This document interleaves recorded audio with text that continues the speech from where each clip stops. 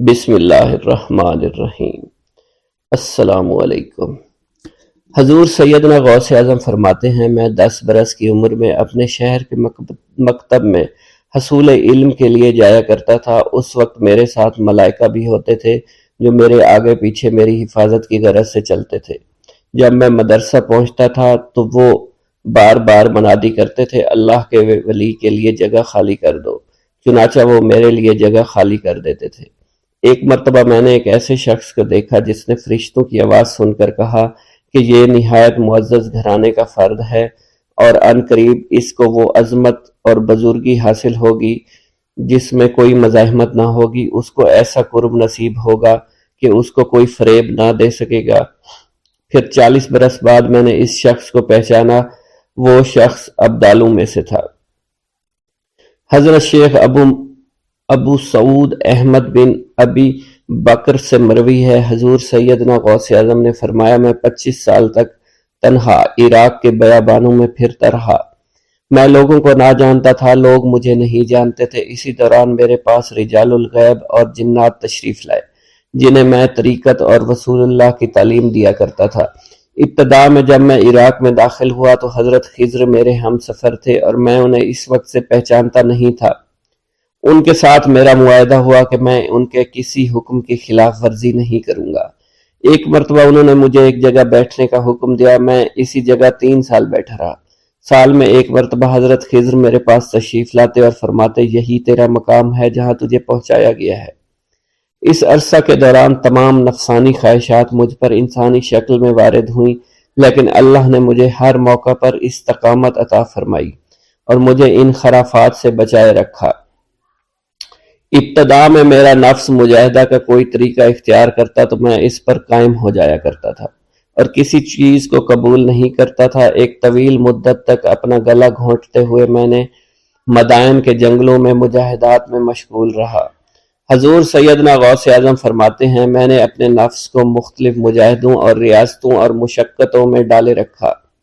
1 سال تک میں گری ہوئی چیزیں اٹھا کر کھاتا رہا، اسی دوسرے سال میں صرف پانی پر گزارا کرتا رہا اور تیسرے سال میں نے کچھ نہ کھایا اور نہ پیا نہ ہی سویا۔ ایک مرتبہ شدید سردی کی وجہ سے میں ایوان کسریٰ کے کھنڈرات میں سویا تو رات بھر میں 40 مرتبہ احتلام ہوا۔ میں نے ہر مرتبہ دریائے دجلہ پر جا کر غسل فرمایا، پھر نیند کے خوف سے محل کے اوپر ایک ویران جگہ پر چڑھ گیا اور وہاں 2 سال تک قیام کیا، حتیٰ کہ سردی کے سوا کوئی شے کھانے کو میسر نہیں تھی۔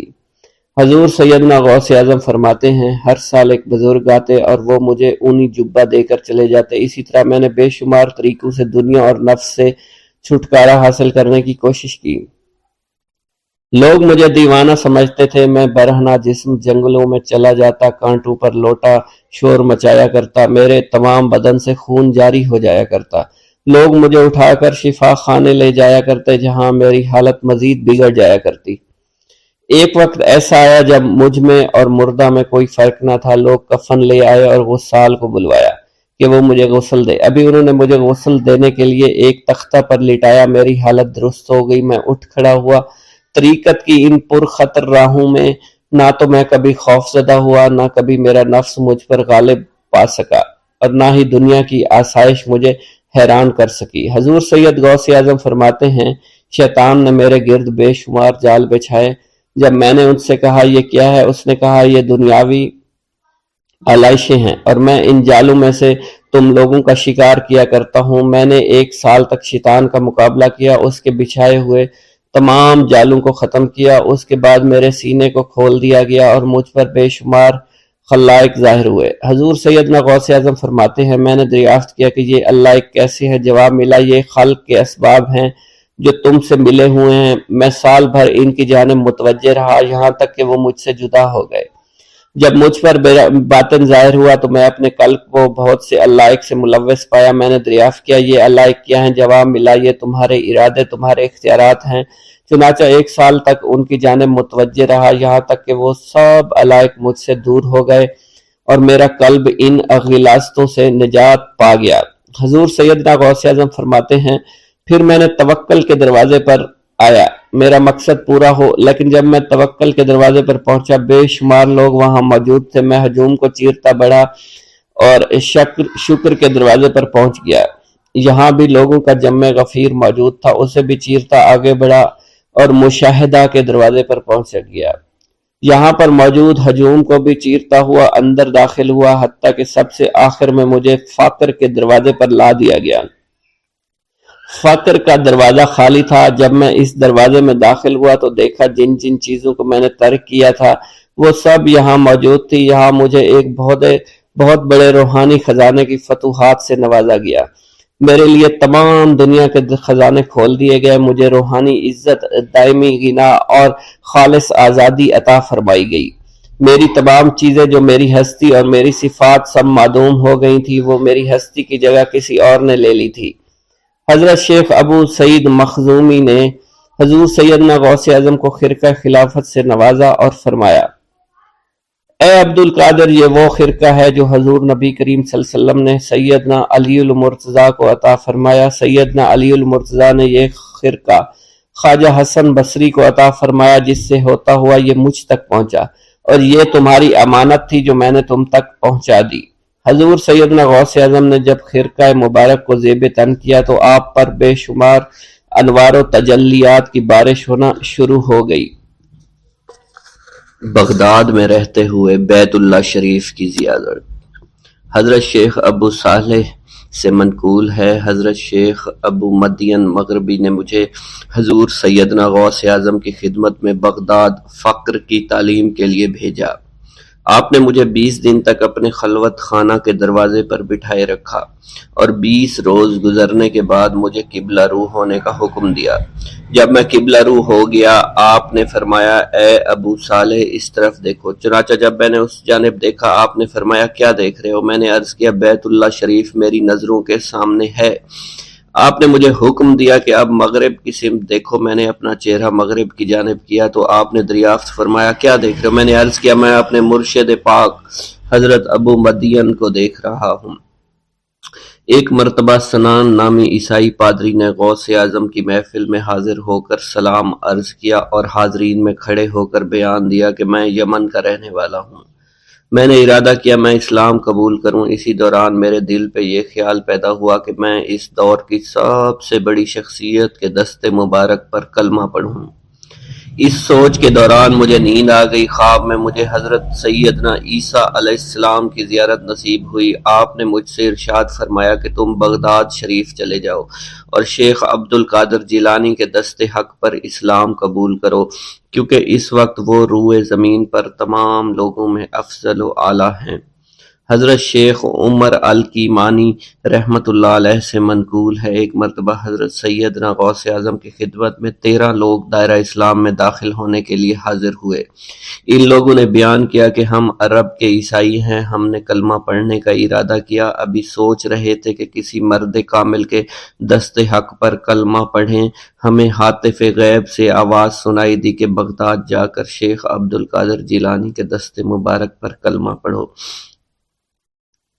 حضرت ابو الحسن علی سے منقول ہے، فرماتے ہیں ایک مرتبہ ایک جماعت کثیر کے ہمراہ حضرت سیدنا غوث اعظم کی زیارت باسعادت کے لیے روانہ ہوا۔ اسی دوران بے شمار لوگ میرے پاس آتے رہے، اپنی مشکلات کے حل کے لیے مجھ سے کہتے رہے، میں حضور سیدنا غوث اعظم سے ان کی سفارش کروں گا۔ حضرت ابو الحسن علی بن ملاعب القواس فرماتے ہیں رستے میں ایک بد اخلاق لڑکا بھی ہمارے قافلے میں شامل ہو گیا۔ مجھے اس کا علم تھا کہ یہ اکثر و بیشتر ناپاک رہتا ہے اور بول و براز کے بعد استنجا بھی نہیں کرتا۔ حسن اتفاق کے حضور سیدنا غوث اعظم سے بھی رستہ میں ملاقات ہو گئی۔ حضرت ابو الحسن علی فرماتے ہیں میں نے حضور سیدنا غوث اعظم کی خدمت میں لوگوں کے پیغامات پہنچائے اور پھر مجھ سمیت میرے ساتھ تمام موجودہ لوگوں نے آپ کے ہاتھ مبارک کو ازراہ عقیدت چومنا شروع کر دیا۔ وہ فرماتے ہیں جب اس بد اخلاق لڑکے نے حضور سیدنا غوث اعظم رحمت اللہ علیہ کا ہاتھ مبارک چوما تو بے ہوش ہو کر زمین پر گر پڑا۔ جب اس کو ہوش آیا تو اس کے چہرہ پر داڑھی نمودار ہو چکی تھی اور اس نے آپ کے دست حق پر توبہ کی، پھر اس کا شمار نیکوں میں ہوا۔ حضرت شیخ زین الدین فرماتے ہیں میں نے حضور سیدنا غوث اعظم سے علم حاصل کیا۔ اللہ عز و جل نے مجھے 1 سال میں اتنا علم دیا کہ دوسروں کو وہ علم 20 سال میں بھی نصیب نہ ہوا ہوگا۔ میں نے آپ سے مصر جانے کی اجازت طلب کی تو آپ نے فرمایا دمشق پہنچ کر غازیوں کو مصر میں داخل ہونے کے لیے تیار پائے گا تاکہ اس پر قابض ہو جائیں، مگر ان سے کہنا وہ ہرگز کامیاب نہیں ہوں گے، ہاں دوسری مرتبہ وہ ضرور کامیاب ہوں گے۔ حضرت شیخ زین الدین فرماتے ہیں جب میں دمشق پہنچا میں نے وہی حال پایا۔ آپ نے بیان فرمایا میں نے ان سے کہا تو وہ نہ رکے۔ جب میں مصر پہنچا میں نے خلیفہ کو ان کو مقابلے کے لیے تیار کیا۔ میں نے خلیفہ سے کہا گھبراؤ نہیں، تم کامیاب ہو جاؤ گے۔ جب غازی مصر پہنچے تو ان کو شکست ہوئی۔ شیخ زین الدین فرماتے ہیں خلیفہ نے مجھے اپنا ندیم خاص مقرر کر دیا اور اپنے ہر راز سے مجھے واقفیت دے دی۔ پھر دوسری مرتبہ غازی آئے، انہوں نے مصر پر قبضہ کر لیا۔ مجھے حضور سیدنا غوث اعظم کے قول کے مطابق ہر ایک سے 1.5 لاکھ دینار ملے۔ مجھے مصر میں ہر خاص و عام میں مقبولیت حاصل ہو چکی تھی اور بے شمار لوگ میرے وعظ سے مستفیض ہونے لگے تھے۔ حضرت سیدنا غوث اعظم شیخ عبد القادر جیلانی کی خدمت میں ایک عورت حاضر ہوئی، آپ سے دعا کی درخواست کی کہ اس کے ہاں اولاد ہو۔ آپ نے مراقبہ میں جا کر لوح محفوظ کا مشاہدہ کیا تو وہاں لکھا تھا اس عورت کی قسمت میں اولاد نہیں ہے۔ آپ نے اللہ کے حضور اس کے لیے دعا فرمائی، غیب سے ندا آئی اس کے ہاں اولاد نہیں، آپ اس کے حق میں دعا جاری رکھیں، یہاں تک کہ غیب سے آپ کو ندا آئی کہ ہم نے آپ کی دعا کی بدولت اس کو 7 لڑکے عطا فرمائے۔ چنانچہ اس عورت کے ہاں یکے بعد دیگرے 7 لڑکوں کی دعا کی پیدائش ہوئی۔ حضرت شیخ ابو الخیر منقول ہے، فرماتے ہیں میں شیخ ابو حسن اور شیخ خلیل بن احمد اور شیخ ابو عبداللہ کی خدمت میں حاضر تھے۔ آپ نے فرمایا تم سب اپنی اپنی حاجات بیان کرو، میں انشاءاللہ تمہاری حاجات پوری کروں گا۔ شیخ ابو سعود نے کہا کہ میں ترک دنیا اختیار کرنا چاہتا ہوں۔ شیخ ابو قائد نے کہا میں مجاہدے کی قوت چاہتا ہوں۔ شیخ ابوالزاز نے کہا کہ میں خوف الہی چاہتا ہوں۔ شیخ فارسی نے کہا اللہ کے ساتھ میرا ایک حال ہے جسے میں کھو بیٹھا میں چاہتا ہوں کہ میرا وہ حال لوٹ آئے۔ شیخ جمیل نے کہا میں حفظ وقت چاہتا ہوں۔ شیخ عمر نے کہا کہ میں علم کی زیادتی چاہتا ہوں۔ حضرت شیخ ابو الخیر محفوظ فرماتے ہیں حضور سیدنا غوث اعظم نے فرمایا انشاءاللہ تم سب کی حاجات جلدی پوری ہوں گی۔ چنانچہ آپ کا قول پورا ہوا اور تمام لوگوں کی حاجات پوری ہوئی ماں سوائے شیخ خلیل کے، کیونکہ حضرت شیخ خلیل نے قطبیت مانگی تھی جس کا ابھی وقت نہیں آیا تھا۔ حضرت ابو سعود فرماتے ہیں حضرت شیخ حماد دباس کی خدمت میں حاضر ہو کر عرض کیا حضور میں ملک شام کی جانب مال تجارت لے کر جانا چاہتا ہوں اور میرا یہ قافلہ تیار ہے، میرے پاس 700 دینار کا مال ہے۔ حضرت شیخ حماد دباس نے فرمایا اگر تم اس سال سفر کرو گے تو تم سفر میں ہی قتل کر دیے جاؤ گے اور تمہارا تمام مال و اسباب لوٹ لیا جائے گا۔ حضرت حماد باس کی بات سن کر وہ تاجر حضور سیدنا غوث اعظم کی خدمت میں حاضر ہوا اور حضرت حماد باس کی بات بیان کر دی۔ آپ نے فرمایا کہ تم سفر پر جاؤ، میں تمہارا ضامن ہوں۔ آپ کا فرمان سن کر وہ سامان تجارت لے کر شام پہنچا۔ اپنا تمام مال فروخت کرنے کے بعد وہ تاجر اپنے کسی کام سے حلب گیا، وہاں ایک مقام پر اس نے 1000 دینار رکھ دیا اور حلب میں اپنی قیام گاہ پر واپس آ گیا۔ اس نے خواب میں دیکھا عرب بتوؤں نے ایک قافلہ لوٹا ہے، قافلہ کے کئی آدمیوں کو قتل کیا ہے جس میں وہ شامل ہے۔ اس کے بعد وہ بیدار ہوا، گھبرا کر اس جگہ پہنچا جہاں اس نے 1000 دینار رکھے تھے، اس کے دینار وہیں پر رکھے اس کو مل گئے۔ دینار لے کر واپس قیام گاہ پہنچا، بغداد شریف واپس جانے کی تیاری شروع کر دی۔ جب وہ تاجر بغداد شریف واپس پہنچا تو پہلے حضرت حماد باس کی خدمت میں حاضر ہوا تو آپ نے فرمایا کہ تم پہلے حضور سیدنا غوث اعظم کی خدمت میں حاضر ہوا، کیونکہ وہ محبوب سبحانی ہیں، انہوں نے اللہ کے حضور تمہارے لیے 70 مرتبہ دعا مانگی یہاں تک کہ تمہاری حقیقت کو خواب میں بدل دیا گیا۔ وہ تاجر آپ کی خدمت میں حاضر ہوا اور آپ نے حضرت حماد باس کی بات کی تصدیق کی۔ میرا یہ قدم تمام اولیاء کرام کی گردن پر ہے۔ ایک مرتبہ محلہ حلبہ میں اپنے مہمان خانے میں وعظ فرماتے ہوئے حضور سیدنا غوث اعظم پر اچانک حالت کشف طاری ہوئی۔ آپ رحمت اللہ علیہ نے فرمایا، میرا یہ قدم ہر ولی اللہ کی گردن پر ہے۔ یہ ارشاد سن کر تمام اولیاء اللہ نے اپنی گردنیں جھکا دیں۔ صلحائے امت نے اس کی توضیح فرمائی ہے کہ آپ رحمت اللہ علیہ کے عہد مبارک اور بعد میں قیامت تک آپ کی عطا کے بغیر ولی اللہ ولایت کے درجے پر فائز نہیں ہو سکتا۔ سلطان الہند حضرت خواجہ معین الدین چشتی المعروف خواجہ غریب نواز اس وقت خراسان کے پہاڑوں پر مجاہدات میں مشغول تھے۔ انہوں نے بھی حضور سیدنا غوث اعظم کا ارشاد گرامی سن کر اپنی گردن جھکا دی اور یوں عرض گزار ہوئے، آپ کے قدمین شریفین میرے سر اور میرے آنکھوں پر ہیں۔ حضور سیدنا غوث اعظم فرماتے ہیں کہ میں 10 برس کی عمر میں اپنے شہر کے مکتب میں حصول علم کے لیے جایا کرتا تھا۔ اس وقت میرے ساتھ ملائکہ بھی ہوتے تھے جو میرے آگے پیچھے میری حفاظت کے لیے چلتے تھے۔ جب میں مدرسہ پہنچتا تو یہ منادی کرتے تھے، اللہ کے ولی کے لیے جگہ خالی کر دو۔ چنانچہ وہ میرے لیے جگہ خالی کر دیتے تھے۔ ایک مرتبہ میں نے ایک ایسے شخص کو دیکھا جس نے فرشتوں کی آواز سن کر کہا، جس میں کوئی مزاحمت نہ ہوگی، کہ یہ ایک نہایت معزز گھرانے کا فرد ہے اور عن قریب اس کو وہ عظمت حاصل ہوگی جس میں کوئی مزاحمت نہ ہوگی، اور اس کو ایسا قرب نصیب ہوگا کہ اس کو کوئی فریب نہ دے سکے گا۔ پھر 40 برس بعد میں نے اس شخص کو پہچانا، وہ شخص ابدالوں میں سے تھا۔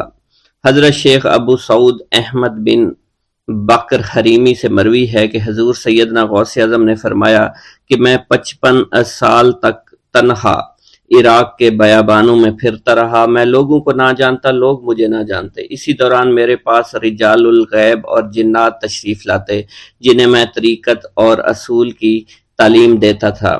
ابتدا میں جب میں عراق میں داخل ہوا تو حضرت خضر میرے ہم سفر بنے اور بعد میں اس وقت ان کو پہچانتا نہ تھا، اور اس کے ساتھ میرا معاہدہ ہوا کہ میں ان کے کسی حکم کی خلاف ورزی نہیں کروں گا۔ ایک مرتبہ انہوں نے مجھے ایک جگہ بیٹھنے کا حکم دیا اور میں اس جگہ 3 سال تک بیٹھا رہا۔ سال میں ایک مرتبہ حضرت خضر میرے پاس تشریف لاتے، فرماتے کہ یہی تیرا مقام ہے جہاں تجھے پہنچایا گیا ہے۔ اس عرصہ کے دوران تمام نفسانی خواہشات مجھ پر انسانی شکل میں وارد ہوئیں، لیکن اللہ عز و جل نے مجھے ہر موقع پر استقامت عطا فرمائی اور مجھے ان خرافات سے بچائے رکھا۔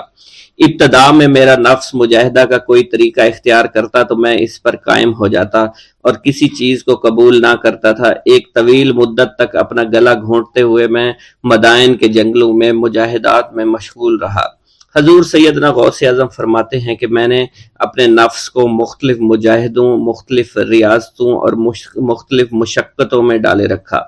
1 سال تک میں گری ہوئی چیزیں اٹھا کر کھاتا رہا، دوسرے سال پانی پر گزارا کیا، اور تیسرے سال نہ میں نے کچھ کھایا، نہ پیا اور نہ ہی سویا۔ ایک مرتبہ شدید سردی کی وجہ سے میں ایوان کسریٰ کے کھنڈرات میں سویا تو رات بھر میں 40 مرتبہ طبیعت خراب ہوئی۔ حضور سیدنا غوث اعظم فرماتے ہیں، ہر سال ایک بزرگ آتے اور وہ مجھے جبہ دے کر چلے جاتے۔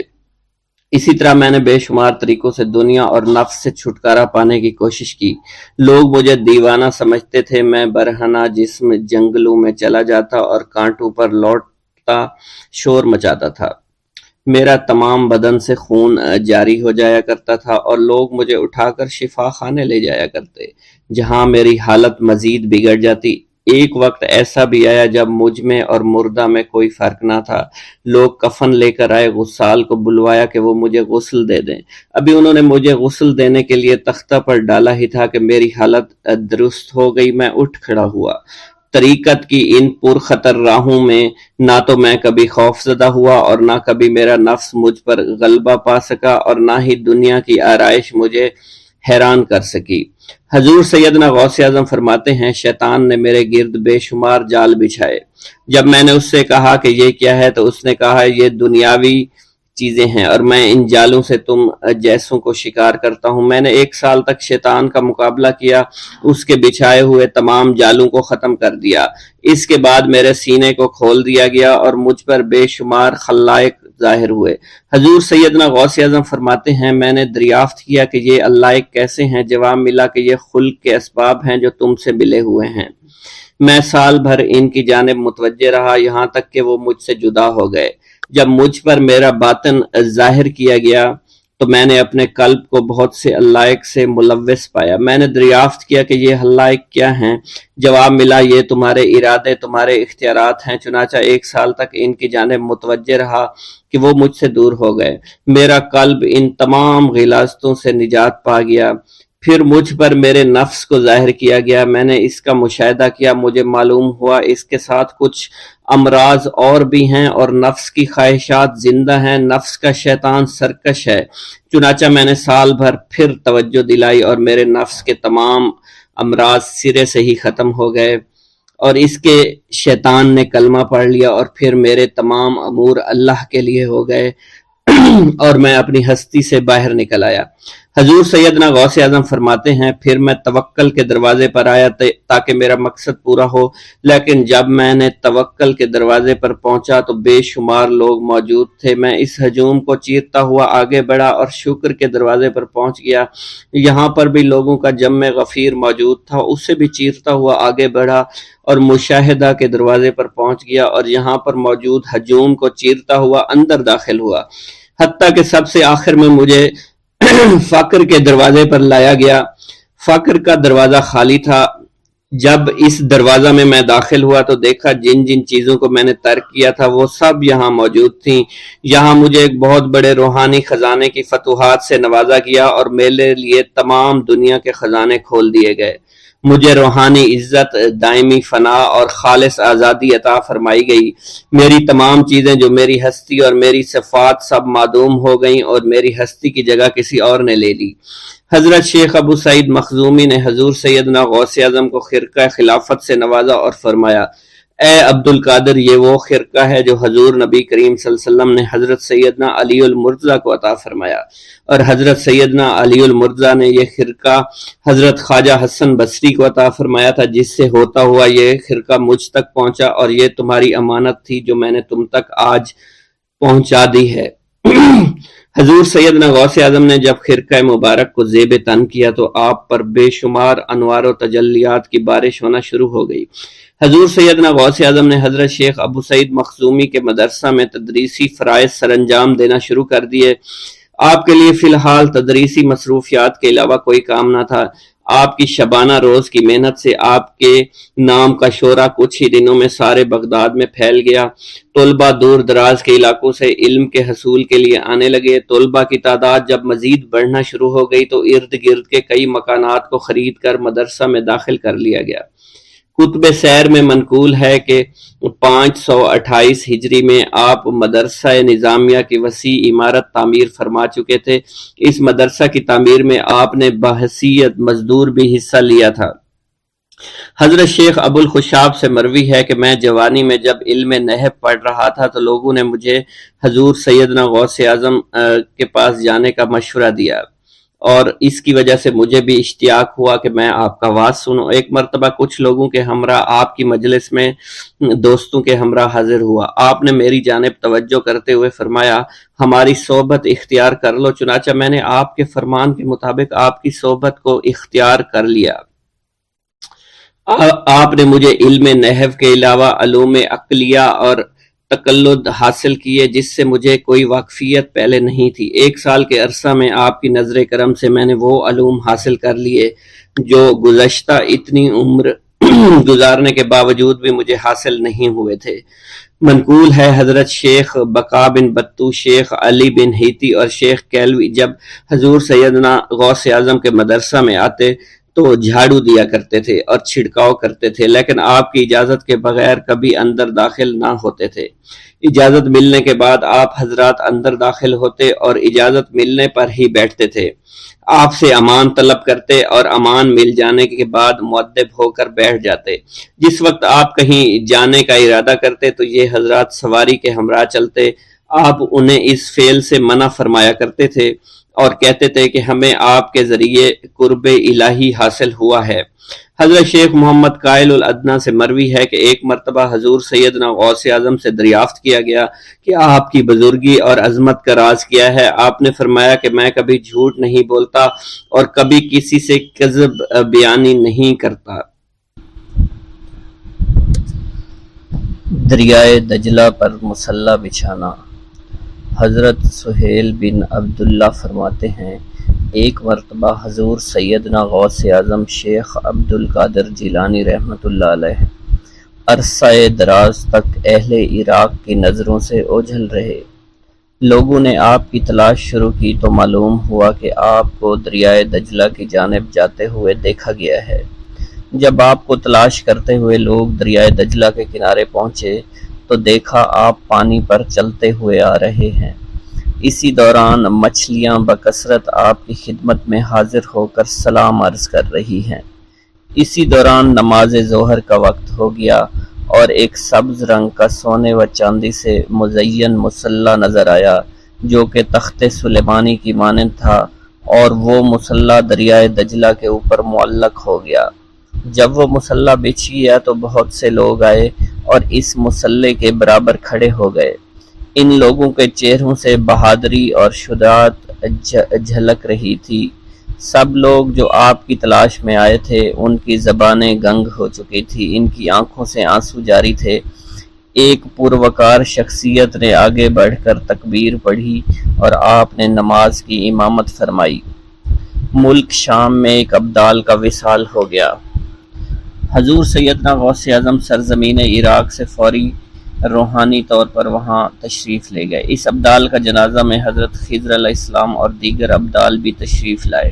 نماز جنازہ کی ادائیگی کے بعد آپ نے حضرت خضر سے کہا کہ قسطنطنیہ میں فلاں کافر کو یہاں لاؤ۔ حضرت خضر علیہ السلام نے اس کافر کو فوراً پیش کر دیا۔ آپ نے اس کافر کو کلمہ پڑھا کر مسلمان کیا اور اس کی مونچھوں کو پست کروا دیا۔ آپ نے اپنی ایک ہی نظر سے اس کافر کو ابدال کے مقام پر فائز فرما دیا۔ آپ نے تمام ابدالوں کو مخاطب کرتے ہوئے فرمایا کہ میں اسے وصال پانے والے ابدال کے مقام پر تعینات کرتا ہوں، جس پر تمام ابدالوں نے اپنے سر تسلیم خم کر دیے۔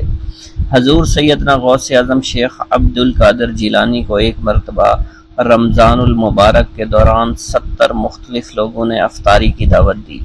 آپ نے ہر ایک کی دعوت کو قبول فرما لیا۔ دعوت دینے والے افراد کو ایک دوسرے کی دعوت کا علم بالکل بھی نہیں تھا۔ آپ مقررہ وقت پر ان سب کے گھروں میں تشریف لے گئے اور ان کے ساتھ افطاری فرمائی۔ اسی دوران آپ نے اپنے آستانہ پر بھی افطاری فرمائی۔ صبح جب ہر شخص اپنی اس سعادت کی گفتگو کر رہا تھا تو انہیں معلوم ہوا کہ آپ نے ہر گھر میں افطاری کی ہے۔ اسی دوران خدام آستانہ عالیہ پر بھی آ گئے اور کہنے لگے، آپ نے حسب معمول آستانہ عالیہ پر بھی کل ہی افطاری فرمائی تھی۔ جب آپ کی خدمت میں اس بات کو بیان کیا گیا تو آپ نے فرمایا کہ تمام لوگ اپنے قول میں سچے ہیں اور میں نے ہر ایک کی دعوت کو قبول کیا اور ہر ایک کے گھر کے ساتھ افطاری فرمائی۔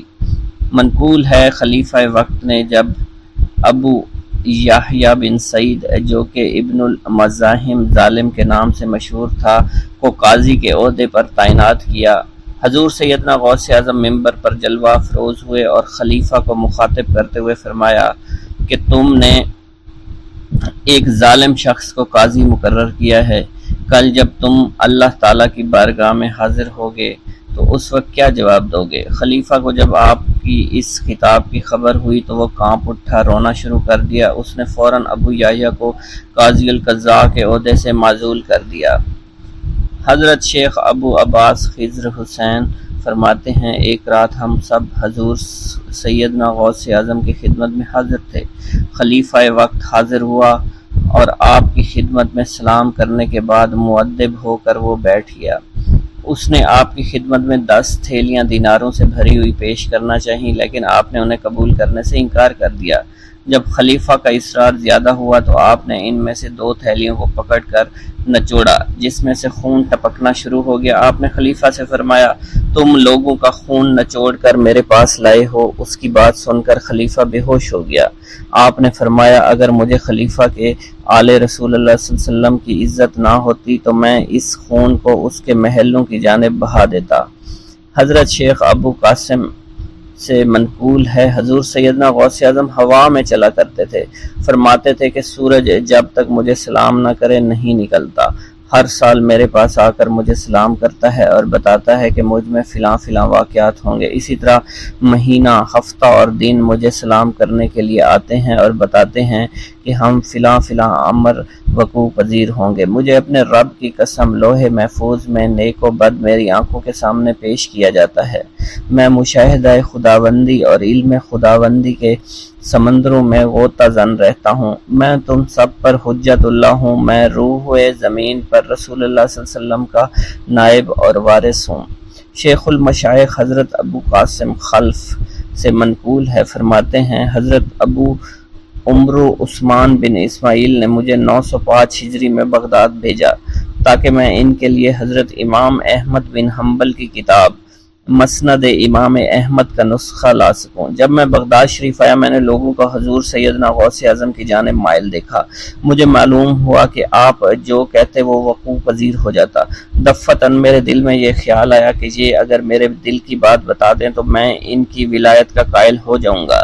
چنانچہ میں نے خلاف عادت بات سوچی کہ جب میں ان کے پاس جاؤں سلام کروں تو یہ میرے سلام کا جواب نہ دیں، مجھ سے منہ پھیر کر اپنے خدام سے کہیں کہ اس آنے والے کو ایک چھوارے کا ٹکڑا اور شہد کا ایک دانگ لاؤ، اور جب یہ دونوں چیزیں آ جائیں تو آپ مجھے کلہ پہنائیں اور میرے سلام کا جواب دیں۔ حضرت ابو قاسم فرماتے ہیں یہ سب دل میں سوچتے ہوئے میں ان کے پاس جا پہنچا۔ میں نے آپ کو سلام کیا، آپ نے میرے سلام کا جواب دینے کی بجائے منہ پھیر لیا۔ اپنے خادم سے کہا جاؤ چھوارے کا ٹکڑا اور شہد کا دانگ لاؤ جو دانہ بھر سے زیادہ نہ ہو۔ اللہ عز و جل کی قسم آپ نے وہی الفاظ دہرائے جو میرے دل میں تھے۔ پھر جب خادم وہ چیزیں لے آیا تو آپ نے میرے سامنے پیش کی اور مجھے کلاه پہنانے کے بعد میرے سلام کا جواب دیا اور فرمایا، اے خلف تو یہی چاہتا تھا۔ حضرت ابو قاسم خلف بن عیاش شافعی فرماتے ہیں میں دل سے آپ کی عظمت کا قائل ہو گیا، آپ کی خدمت میں رہ کر احادیث کا علم حاصل کیا۔ حضرت شیخ ابو مظفر منصور فرماتے ہیں میں حضور صلی اللہ علیہ وسلم حضور سیدنا غوث اعظم رحمۃ اللہ علیہ کی خدمت میں حاضر ہوا۔ اس وقت میں جوان تھا اور میرے پاس فلسفہ علم الروح کی ایک کتاب تھی۔ آپ نے مجھ سے فرمایا، اے منصور یہ کتاب تیرا برا ساتھی ہے، اٹھو اسے دھو دو۔ حضرت شیخ ابو مظفر منصور فرماتے ہیں مگر میرے دل نے اس کو دھو ڈالنا مناسب نہیں سمجھا۔ اس کتاب میں منقول چند مسائل مجھے بے حد مرغوب تھے۔ میں نے ارادہ کیا کہ میں آپ کے سامنے سے اٹھوں اور اس کی کتاب کو گھر لے جاؤں۔ آپ نے میری جانب دیکھا اور مجھ سے اٹھا نہ گیا اور میری حالت قیدی کسی ہو گئی۔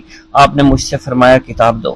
میں نے جب اسے کھولا تو وہ سفید کاغذ تھے جس پر کوئی حرف نہ لکھا ہوا تھا۔ آپ نے اس کتاب کی ورگردانی شروع کر دی اور فرمایا یہ کتاب فضائل قرآن ہے اور یہ محمد بن زریش کی تصنیف ہے۔ حضرت شیخ ابو مظفر منصور فرماتے ہیں پھر آپ نے وہ کتاب مجھے واپس فرما دی۔ میں نے جب اس کتاب کو دوبارہ دیکھا تو وہ واقعی فضائل قرآن کی کتاب تھی اور محمد بن زریش کی تصنیف تھی۔ آپ نے فرمایا کیا تو توبہ کرتا ہے کہ اپنی زبان سے وہ بات کہے جو تیرے دل میں نہ ہو؟ میں نے عرض کی ہاں۔ اس کے بعد مجھے فلسفہ و احکام اور روحانیت جو مجھے یاد تھے وہ بھول گئے اور میرے باطن سے ایسے محو ہوئے کہ کبھی میرے دل میں آئے ہی نہیں تھے۔ منقول ہے حضور سیدنا غوث اعظم شیخ عبد القادر جیلانی کے زمانہ میں ایک ایک مقرب کی ولایت سلب کر لی گئی۔ سب چھوٹے بڑے اس کو حقارت کی نگاہ سے دیکھنے لگے۔ اس نے 360 اولیاء اللہ سے التجا کی کہ وہ اس کے حق میں دعا فرمائیں، لیکن اس کا نام لوح محفوظ پر اشتیاق کی فہرست میں لکھ دیا گیا تھا۔ ان اولیاء اللہ نے اس کو بتایا کہ تم کامیاب نہیں ہوگے۔ اس کے چہرے کا رنگ سیاہ پڑ گیا۔ اس شخص نے حضور سیدنا غوث اعظم کی خدمت میں حاضر ہو کر دعا کی درخواست کی۔ آپ نے فرمایا تم اللہ کی بارگاہ میں مردود ہو گئے مگر میں تمہیں اللہ کی اذن سے مقبول بنا سکتا ہوں۔ پھر حضور سیدنا غوث اعظم نے اس کے لیے بارگاہ الہی میں دعا فرمائی۔ غیب سے ندا آئی، کیا تمہیں معلوم ہے تم سے پہلے بھی 360 اولیاء اللہ اس کے لیے سفارش کر چکے ہیں، لیکن اس کا نام لوح محفوظ پر اشتیاق کی فہرست میں لکھا جا چکا ہے۔ آپ نے عرض کیا، یا الہی تو مردود کو مقبول اور مقبول کو مردود بنانے پر قادر ہے، اگر تیری منشا یہی ہے تو نے اس کو مقبول بنانے کے لیے مجھ سے دعا کیوں کروائی؟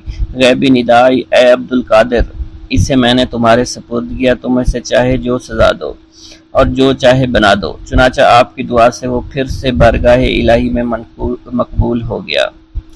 حضرت شیخ ابو صالح سے منقول ہے، حضرت شیخ ابو مدین نے مجھے حضور سیدنا غوث اعظم کی خدمت میں بغداد فقر کی تعلیم کے لیے بھیجا۔ آپ نے مجھے 20 دن تک اپنے خلوت خانہ کے دروازے پر بٹھائے رکھا۔ 20 روز گزرنے کے بعد مجھے قبلہ رو ہونے کا حکم دیا گیا۔ جب میں قبلہ رو ہو گیا تو آپ نے فرمایا، اے ابو صالح اس طرف دیکھ۔ چنانچہ جب میں نے اس کی جانب دیکھا تو آپ نے فرمایا، کیا دیکھ رہے ہو؟ میں نے عرض کیا، بیت اللہ شریف میری آنکھوں کے سامنے ہے۔ آپ نے مجھے حکم دیا، اب مغرب کی سمت دیکھ۔ میں نے اپنا چہرہ مغرب کی سمت کیا تو آپ نے دریافت کیا کہ آپ کیا دیکھ رہے ہو؟ میں اپنے مرشد پاک حضرت ابو مدین کو دیکھ رہا ہوں۔ ایک مرتبہ سنان نامی عیسائی پادری نے حضور سیدنا غوث اعظم کی محفل میں حاضر ہو کر سلام عرض کیا اور حاضرین میں کھڑے ہو کر بیان دیا کہ میں یمن کا رہنے والا ہوں۔ میں نے ارادہ کیا کہ میں اسلام قبول کروں۔ اسی دوران میرے دل میں خیال پیدا ہوا کہ میں اس دور کی سب سے بہترین شخصیت کے دست مبارک پر کلمہ پڑھوں۔ اسی سوچ کے مجھے نیند آ گئی۔ خواب میں مجھے حضرت سیدنا عیسیٰ علیہ السلام کی زیارت نصیب ہوئی۔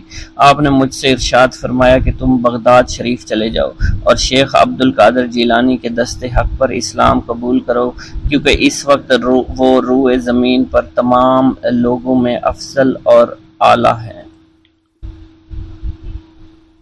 ایک گاؤں کے بارے میں کہا جاتا تھا کہ جہاں قدرت کی بے پناہ نعمتیں تھیں، اللہ پاک نے وہاں کے لوگوں کو مالا مال کیا ہوا تھا۔ ایسی نعمتیں کہ جن نعمتوں کو دیکھ کر انسان اکثر مغرور ہو جایا کرتے ہیں، مگر وہاں پر کچھ مسلمان تھے، اور سب سے بڑی اور بری بات یہ تھی کہ وہاں کے تمام لوگ کافر تھے۔ وہ کفار اپنی دولت پر بہت فخر کیا کرتے تھے، کیونکہ ان میں ہر ایک انسان بہت دولت مند تھا۔ ہر ایک کے پاس بے بہا پیسے تھے، کسی کو پیسوں کی کمی نہیں تھی۔ وہاں کے سردار کی ایک اکلوتی بیٹی تھی جس کو سردار بے پناہ پیار کرتا تھا۔ اس سردار کی بیٹی بے پناہ مغرور، ظالم، گھمنڈی تھی۔ وہاں پر غریب لوگ صرف مسلمان ہی تھے، تمام کافر ایک دوسرے کی مدد کیا کرتے تھے، لیکن مسلمانوں کی مدد کرنے والا وہاں پر کوئی نہ تھا۔ وہاں پر انہیں کوئی دیکھنے والا نہ تھا۔ سردار کی بیٹی کو کالے جادو میں خوب مہارت حاصل تھی، اور وہ جادو کی وجہ سے وہاں پر رہنے والے غریبوں پر بہت ظلم کیا کرتی تھی۔ تمام مسلمان اس سے بے حد پریشان تھے، اور وہ لوگوں کو غلام بناتی اور مزدور بناتی تھی۔ اگر ان میں کوئی اس کی بات نہ مانتا تو اس کو قیدی بنا کر اپنے اشاروں پر نچایا کرتی تھی۔ اس بستی میں چونکہ اکا دکا مسلمان تھے جن کا کوئی پرسان حال نہیں تھا، کوئی بھی ان کو بچانے والا نہیں تھا۔ جب وہ سردار کی بیٹی کے ظلم حد سے بڑھ گئے تو مسلمانوں میں سے ایک بوڑھے شخص نے اللہ کے حضور گڑ گڑا کر دعائیں کی، اے اللہ، ہمارے چند نسلیں جو یہاں پر بچی ہوئی ہیں، ان نسلوں کو تو بچا لے۔ یہ سردار کی بیٹی جس نے ہمارا جینا دشوار کر رکھا ہے، یہاں کوئی بھی انسان ہمارا حال نہیں پوچھتا، اور نہ ہی ہمارے پاس مال و دولت ہے، اور نہ ہی ہمارے پاس جسمانی طاقت بچی ہے۔ یا اللہ، ہمارے لیے کوئی ایسا بندہ بھیج جو نہ صرف طاقتور ہو بلکہ اس جادوگرنی یعنی سردار کی بیٹی کو بھی ہرا سکے۔ اللہ رب العزت نے اس بوڑھے کی دعا کو قبول فرمایا، اور یوں اس جگہ پر ایک اللہ والے کو بھیج دیا، اور وہ اللہ والے ایسے ہی بستی میں داخل نہیں ہوئے، بلکہ ایک دن کچھ عجیب واقعہ ہوا۔ ان کافروں کا سردار جنگل میں سیر سپاٹے کرتے ہوئے نکلا تھا، بڑی شان سے چلتا ہوا وہ سفر کر رہا تھا۔ اچانک ایک زہریلا سانپ اس کے سامنے آیا۔ اس زہریلے سانپ نے بادشاہ کو ڈس لیا، اور وہ بے ہوش ہو کر زمین پر گر پڑا اور تڑپنے لگا۔ اس کے جو ساتھی تھے انہوں نے جب اپنے سردار کو یوں تڑپتا ہوا دیکھا اور سردار کی غیر حالت دیکھی تو کہ جسے ایک زہریلے سانپ نے کاٹ لیا ہے، تو وہ فوراً اسے اٹھا کر گھر لے آئے۔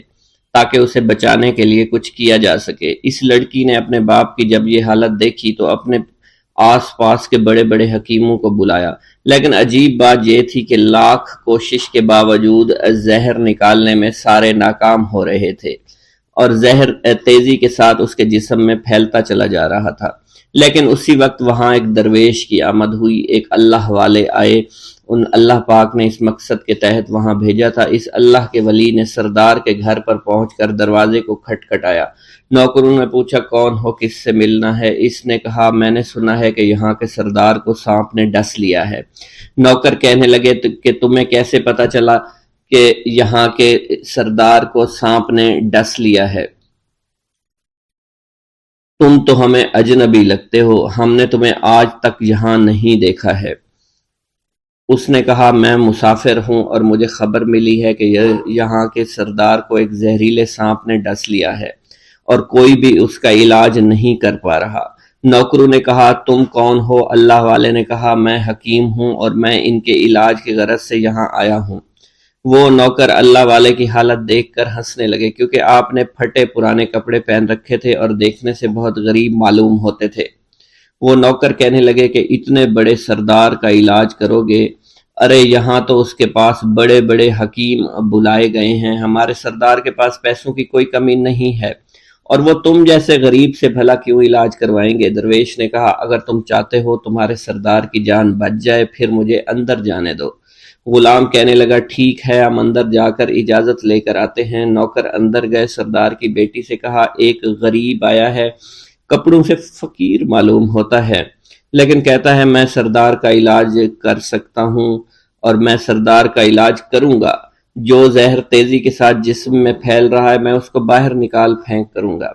اس کی بیٹی کہنے لگی ٹھیک ہے بلا لو۔ جب وہ اللہ والے اس کے گھر کے اندر گئے تو دیکھا سردار تڑپ رہا تھا، ٹانگ کو بار بار بستر پر پٹخ رہا تھا۔ اللہ والے نے اس کے پیر کی طرف دیکھا جہاں سانپ نے اس کو کاٹا تھا، اسی جگہ اللہ والے نے تھوک دیا، فوراً وہاں سے بھاگ گئے۔ اس کے سارے سپاہی اس کی بیٹی دیکھ کر حیران رہ گئے کہ یہ بھلا کون سا دیوانہ ہے، کمرے میں آیا، علاج کی بجائے اسی جگہ پر تھوک دیا جہاں صرف کاٹا تھا، اور بھاگ بھی گیا، اس کو کوئی گرفتار نہیں کر سکا۔ سردار کی بیٹی غصے میں تل ملا اٹھی کہ اس نے جو گستاخی کی ہے اس کی کوئی بات نہیں، تھوک کو میں صاف کروا دوں گی، مگر اس کو تو میں ابھی گرفتار کرواتی ہوں۔ اور اس نے اپنے سردار کے ایک نوکر سے کہا کہ اس تھوک کو صاف کرو۔ اس نوکر نے تھوک کو صاف کرنے کی بجائے اس کو اچھی طرح سے ٹانگ پر مل دیا۔ لڑکی نے کہا کیا کر رہی ہو؟ اس فقیر نے میرے باپ کی ٹانگ پر تھوک دیا، اب اس تھوک کو تم مل رہے ہو؟ حکیم نے اپنے ہاتھ کے اشارے سے سردار کے بیٹے کو روک دیا۔ جیسے اس تھوک کو سردار کی ٹانگ پر ملا گیا فوراً سارا زہر ختم ہو گیا۔ جو ٹانگ کٹنے کے قابل تھی وہ ٹانگ بالکل ٹھیک ہو چکی تھی، جو نیلی پڑ چکی تھی اب اصلی حالت میں آہستہ آہستہ واپس آ رہی تھی۔ اور جب وہ قبیلے کا سردار بالکل ٹھیک ہو گیا، ہوش میں آ گیا، تو حیران رہ گیا۔ اسے بتایا کہ فقیر بابا کے تھوک کی وجہ سے آپ ٹھیک ہوئے ہیں۔ اس نے کہا وہ بزرگ تو ہمارے لیے مسیحا ہے، تم لوگوں نے انہیں جانے کیوں دیا؟ انہیں میرے پاس لے کر آؤ، انہوں نے ہم پر بہت بڑا احسان کیا ہے، ہم اس کے احسان کا بدلہ ضرور چکائیں گے۔ اس کی بیٹی جو خاموشی سے باپ کو دیکھ رہی تھی اس نے کچھ بھی نہ کہا۔ گاؤں کے سردار کے کہنے پر سارے سپاہی اللہ والے کو ڈھونڈنے کے لیے نکل گئے۔ وہ چاروں طرف پھیل گئے لیکن کہیں بھی اللہ والے کا پتہ نہیں چل رہا تھا۔ پھر جب سپاہی تلاش کرتے کرتے جنگل میں داخل ہوئے، وہاں ایک درخت کے نیچے ایک آدمی کو عبادت کرتے ہوئے دیکھا۔ وہ غور سے اس کو دیکھ رہے تھے اور کہہ رہے تھے یہ کس طرح کی عبادت کر رہے ہیں؟ ہم لوگ تو اپنے بتوں کے آگے ہاتھ جوڑتے ہیں، یہ نہ جانے کس کو سجدہ کر رہے ہیں۔ خیر، عبادت کے فوراً بعد اللہ والے کو پکڑ لیا، گاؤں کے سردار کے سامنے پیش کیا۔ وہ کہنے لگا آپ کون ہیں اور کہاں سے آئے ہیں؟ سب سے پہلے تو میں گستاخی کی معافی چاہتا ہوں، میرے لوگوں نے آپ کے ساتھ بڑی بدتمیزی کی، لیکن آپ کی وجہ سے آج میں زندہ ہوں۔ ہم گناہ گاروں کی وجہ سے آپ جیسے لوگوں کو بہت تکلیف ہوئی ہے، اس لیے میں معذرت چاہتا ہوں۔ آپ سے درخواست کرتا ہوں کہ آپ میری طرف سے یہ قیمتی لباس یعنی کپڑے اور عربی گھوڑا قبول کیجئے۔ اللہ والوں نے اس کی طرف مسکرا کر دیکھا اور کہا یہ گھوڑا یہ لباس بہت قیمتی ہے، مگر یہ لباس پہن کر اس گھوڑے کے لیے گھاس کاٹوں گا تو کیا اچھا لگوں گا؟ سردار نے کہا فکر نہ کریں، گھوڑے کے ساتھ ساتھ ہم آپ کو نوکر بھی دیں گے۔ اللہ والے نے کہا کہ اتنی مال و دولت اور نوکروں کے ساتھ میں اکیلا رہوں گا؟ گاؤں کا سردار بولا حضور آپ کی یہ بات سن کر میں سوچ میں گم ہو گیا ہوں، لیکن یہ میری بیٹی آپ کے سامنے حاضر ہے۔ بیٹی حیرت سے اپنے باپ کو دیکھ رہی تھی کہ میرا باپ اب کیا کہنے والا ہے۔ سردار نے کہا میری بیٹی جسے آپ نے دیکھ لیا ہے اس کی شادی میں آپ سے کر دوں گا، مگر ایک شرط ہے کہ آپ کو اپنے مذہب کو چھوڑنا پڑے گا۔ میرے سپاہیوں نے آپ کو عبادت کرتے ہوئے دیکھا ہے، جہاں تک ہمارے معمولات ہیں ہم بتوں کے آگے سجدہ کرتے ہیں اور ان کی عبادت کرتے ہیں، اور آپ جس کے آگے سجدہ کرتے ہیں وہ اللہ ہے، یعنی آپ مسلمان ہیں، اس لیے آپ کو اپنا مذہب چھوڑنا پڑے گا۔ کیا آپ ایسا کر سکتے ہیں؟ اللہ والے نے کہا کہ مجھے ایک بات بتائیے، آپ سب کچھ دیکھ رہے ہیں، آپ نے مجھے یہ بھی دعا دی کہ میری اولادیں ہوں اور آپ کی نسل آپ کی بیٹی سے چلے گی۔ مجھے ایک بات بتائیں، اگر ان بچوں میں سے کسی بچے کو خدا نہ خواستہ کچھ ہو گیا تو کس کو رونا پڑے گا؟ سردار نے جواب دیا اگر خدا نہ خواستہ کچھ ایسا ہوا تو رونا مجھ کو ہی پڑے گا۔ اللہ والا نے مسکرا کر کہا اگر یہ سارا مال لے کر مجھے رونا ہی پڑا تو آپ اپنا گھوڑا، اپنی دولت، اپنی بیٹی، ہر چیز اپنے پاس رکھ لو۔ میں خوش ہوں، میں مسلمان ہوں، میں ٹھیک ہوں۔ اگر یہ تمام چیزیں لے کر مجھے اپنا محلہ چھوڑنا پڑے تو میں اپنی جان دے کر بھی اپنے مذہب کو نہیں چھوڑوں گا۔ جس طرح آپ نے مجھے نوازا ہے، میں اسی رب کے دین کو چھوڑ کر چلا جاؤں گا۔ صرف چند پیسوں کی خاطر میں ہر دن پیسہ نہیں کر سکتا، اور اپنی درویشی میں بہت خوش ہوں۔ اللہ نے مجھے جس مقصد کے لیے بھیجا تھا وہ میرا مقصد پورا ہو جائے گا۔ گاؤں کے سردار نے پوچھا، یہ کہہ کر وہ اللہ والے جانے لگے تو سردار نے درویش کو رک جانے کا کہا اور کہنے لگے میں نے مال دے کر تمہیں آزمایا اور تمہیں پرکھا، لیکن تم اپنے مذہب کو چھوڑنے پر راضی نہیں ہو۔ اگر تم یہی سب کرنے آئے تھے تو تمہیں اس بات کا ڈر نہیں؟ کیا تم نہیں جانتے ہم کتنے طاقتور ہیں اور میری بیٹی اپنے عمل میں اتنی ماہر ہے کہ تمہیں یہاں کھڑے کھڑے ابھی جنگلی جانور بنا سکتی ہے۔ اللہ والے نے کہا کہ اس نے جنگلی جانور کمزور لوگوں کو بنایا ہوگا، یہ مجھے جانور بنا کر تو دکھائے۔ اس سے پہلے کہ گاؤں کا سردار اپنی بیٹی سے کچھ کہتا کہ اس پر وار کرو، اللہ والے نے جادوگرنی پر ایسی پھونک ماری کہ وہ اسی وقت ایک بہت بڑی چھپکلی بن گئی۔ وہ کچھ بھی نہیں کر پا رہی تھی، وہ چھپکلی اتنی بڑی تھی کہ وہاں پر جتنے بھی انسان کھڑے تھے ان سب میں سب سے زیادہ اونچا اس کا قد تھا۔ وہ چھپکلی اللہ والے کے پاس آئی، اپنا زہر اس پر اگلنا چاہتی تھی کہ اسی وقت اس نے اس کے منہ پر تھوک دیا۔ تھوکنے کی دیر تھی، وہ چھپکلی جلنے لگی اور جس سے گرمی کی وجہ سے اس کا چہرہ پگھل رہا تھا، اس کا چہرہ جل کر کالا ہو چکا تھا۔ وہ مرنے والی تھی کہ سردار دوڑتا ہوا قدموں میں آ کر گر پڑا اور معافی مانگنے لگا اور کہنے لگا حضور اس گستاخی کے لیے میں معذرت خواہ ہوں، آپ مجھے معاف کر دو، میں نے سچ میں آپ کو بہت کمزور سمجھا تھا، آپ کو آپ کا مذہب سے ہٹانا چاہا تھا۔ اگر میری بیٹی ٹھیک ہو جائے تو میں سچ کہتا ہوں یہاں پر جتنے لوگ ہیں ہم پوری کی پوری بستی مسلمان ہو جائیں گے۔ اللہ والے نے کہا کہ ہم تمہیں اپنے دین میں شامل کرنے کے لیے یہ سب نہیں کر رہے، بلکہ تم لوگ مسلمان بھائیوں پر جو ظلم کرتے ہو وہ ظلم کو ختم کرنے کے لیے ہم یہاں آئے ہیں۔ ہمارے دین میں جبر اور ظلم نہیں۔ اگر تمہارے بیٹی سے انسان بن کر سدھر جاتی ہے تو اس کو اس کی اصلی حالت میں لانے کے لیے میں خود کو اللہ کی بارگاہ میں پیش کروں گا اور دعا کروں گا۔ سردار کہنے لگا کہ ہاں میری بیٹی اصلی حالت میں اگر آ جائے تو پھر ہم کسی پر ظلم و ستم نہیں کریں گے، اور میں دل سے اپنی بیٹی کے لیے معافی چاہتا ہوں۔ آج سے یہ کوئی بھی جادو ٹونا اور مسلمانوں کو تنگ نہیں کرے گی اور نہ ہی کسی مسلمان پر یہ ظلم اور جبر کرے گی، بس آپ اسے دوبارہ سے انسان بنا دے۔ اللہ والا نے چھپکلی پر دوبارہ سے پھونک ماری تو پھر سے انسان بن گئی اور اللہ والے کے قدموں سے وہ لپٹ گئی، کہنے لگی مجھے معاف کر دیجئے، مجھے معاف کر دیجئے، میں نے اپنے آپ کو بہت طاقتور سمجھا۔ اس لڑکی کا آدھا چہرہ جل چکا تھا اور کالا ہو چکا تھا۔ وہ کہنے لگی کہ آج اپنے باپ کے ساتھ میں آپ کے دست مبارک پر مسلمان ہونا چاہتی ہوں۔ میں وعدہ کرتی ہوں کہ آج سے اس بستی پر کوئی بھی کافر کسی مسلمان کے ساتھ بدتمیزی نہیں کرے گا، زیادتی نہیں کرے گا، ظلم اور جبر نہیں کرے گا، بلکہ ہم سب یہاں مل جل کر رہیں گے اور بھائی چارے کے ساتھ رہیں گے۔ ہم سب مسلمان ہو جائیں گے اور پھر یوں اللہ والے کے ہاتھوں پوری بستی کا سردار اور اس کی بیٹی نے اسلام قبول کر لیا، اور سردار نے اللہ والے سے اپنی بیٹی کا نکاح کر دیا، اور پھر اس بستی میں ہمیشہ کے لیے امن و امان قائم ہو گیا۔ بسم اللہ الرحمن الرحیم۔ ناظرین گرامی، روایت میں آتا ہے کہ قطب الاقطاب حضرت شیخ عبد القادر جیلانی الحسنی والحسینی الجیلانی، حضرت غوث اعظم شیخ عبد القادر جیلانی رحمۃ اللہ علیہ جب نماز ادا کرتے تو بہت زار و قطار رویا کرتے، یعنی گریہ زاری کیا کرتے تھے۔ روتے روتے آپ کی ہچکی بن جایا کرتی تھی۔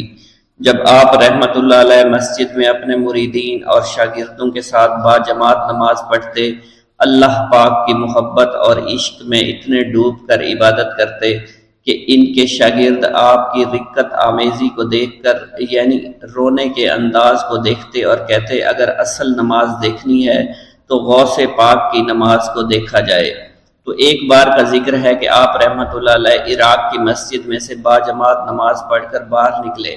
آپ کے مریدین بھی آپ کے ساتھ تھے۔ آپ نے دیکھا کہ اسی محلے میں کچھ بچے اخروٹ کے ساتھ کھیل رہے ہیں۔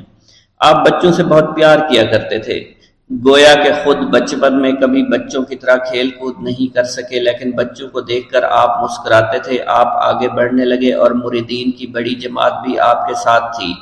ابھی آپ زیادہ دور نہیں گئے تھے کہ ان بچوں نے ایک دوسرے کے کان میں کچھ بولنا شروع کر دیا اور اشارے میں باتیں کرنے لگے کہ کیا خیال ہے کہ جو بابا جی سب سے نمایاں ہیں، نورانی چمکتے ہوئے چہرے والے ہیں، سب سے آگے چل رہے ہیں، ان کو بولا جائے جو فرمائش ہمیں کرنی ہے ان سے کر دیں، کیا یہ ہمیں ڈانٹیں گے تو نہیں؟ تو کچھ سمجھدار بچے ہم زبان ہوئے اور کہا نہیں نہیں، یہ جو بابا ہے نا بہت اچھے ہیں، ان سے جو کچھ کہو گے انہوں نے وہ ہماری بات پوری کرنی ہے، ہم ان سے ایک میٹھی اور لذیذ چیز آج منگواتے ہیں۔ تو ان میں سے ایک بچہ جو سب سے بڑا تھا پاس آیا اور کہا بابا میری بات سنیں۔ آپ نے بہت پیار اور شفقت سے اس کے سر پر ہاتھ رکھا اور کہا بیٹا کہو۔ اس نے کہا کہ میرا دل کر رہا ہے کہ میں آپ سے کچھ مانگوں۔ آپ نے فرمایا کہ کہو بیٹا کیا چاہتے ہو؟ وہ کہنے لگا کہ مجھے آپ اس فلاں جلیبی والے سے جلیبی لا کر دے سکتے ہیں، میرا کھانے کا بہت دل کر رہا ہے۔ میں چلا جاتا لیکن بابا میری باری آنے والی ہے، جب تک میں جلیبی لے کر وہاں آؤں گا میری باری چلی جائے گی۔ آپ رحمت اللہ علیہ کے وہاں کے مشہور بزرگ بڑے سردار لوگ ہیں، آپ کے خادمین آپ کے نوکر بننے کے لیے جان کی بازی لگانے کو تیار رہتے ہیں۔ ادھر وہ بچے آپ کے رتبے کو بھی دیکھ رہے تھے اور یہ بھی دیکھ رہے تھے کہ آپ کون سی شخصیت ہے، لیکن پھر بھی اتنے سارے لوگوں کو چھوڑ کر آپ سے وہ بچہ کہتا ہے کہ بابا مجھے جلیبی لا کر دے دیں۔ بابا جی نے کہا کہ ٹھیک ہے میں لا کر دے دیتا ہوں۔ آپ کا ایک مرید آپ کے پاس آیا اور کہا حضرت آپ کیوں اس بات پر توجہ دے رہے ہیں، آپ اس بچے کی فرمائش پر جلیبی لا رہے ہیں؟ حضرت آپ پر میری جان قربان ہو، میں اس بچے کو جلیبی لا کر دے دیتا ہوں۔ آپ رحمت اللہ علیہ نے اسے اپنے ہاتھ کے اشارے سے منع فرمایا اور کہا اس نے مجھ سے کہا ہے نا تو میں ہی اس کی خواہش کو پورا کروں گا۔ پھر آپ رحمت اللہ علیہ اس جلیبی والے کے پاس تشریف لے گئے اور جلیبی والا کچھ دیر پہلے اداس بیٹھا ہوا تھا۔ آپ رحمت اللہ علیہ اس کی دکان میں تشریف لے گئے تو وہ خوشی خوشی سے جھومنے لگا۔ آپ رحمت اللہ علیہ نے اس جلیبی والے سے جلیبی لی، اس نے خوشی خوشی آپ رحمت اللہ علیہ کے ہاتھوں میں جلیبی تھما دی۔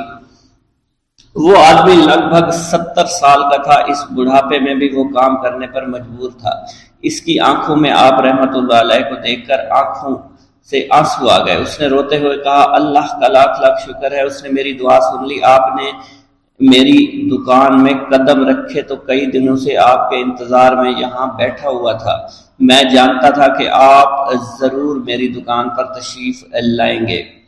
آپ رحمت اللہ علیہ نے فرمایا تمہیں کیسے پتا تھا کہ میں تمہاری دکان پر آؤں گا؟ وہ کہنے لگا کہ حضرت عرصہ ہوا ہے، کئی مہینوں سے میرا کاروبار نہیں چل رہا تھا، میرا کاروبار دن بدن ٹھپ ہوتا جا رہا تھا، فاقوں تک کی نوبت آ گئی تھی۔ مجھے اپنی فکر نہیں تھی لیکن اپنے چھوٹے چھوٹے بچوں کی تھی۔ اس بڑھاپے میں اللہ تعالیٰ نے اولاد تو دی لیکن ان کو پالنے کا کوئی بندوبست نہیں ہو رہا تھا۔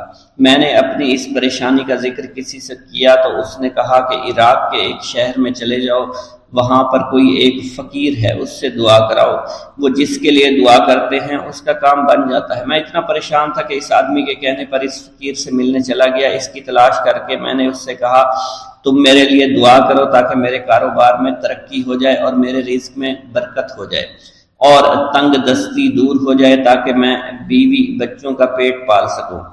فقیر مجھے دیکھ کر کہنے لگا کہ تم پیران پیر غوث اعظم دستگیر رحمت اللہ علیہ کو نہیں جانتے؟ میں نے کہا میں نہیں جانتا۔ وہ کہنے لگا حیرت ہے کہ تمہیں یہ پتہ نہیں کہ تم ان کو جانتے ہی نہیں کہ ولیوں کے سردار ہیں۔ میں تو بہت چھوٹا سا فقیر ہوں، میری دعاؤں میں اتنا اثر نہیں کہ وہ غوث اعظم رحمت اللہ علیہ ہیں، جس کے لیے بھی دعا کریں اس کا بیڑا پار ہو جایا کرتا ہے، اور جب اس دور میں غوث پاک رحمت اللہ علیہ خود موجود ہے تو پھر ہمارا کیا مقام ہوگا ان کی دعا کے آگے؟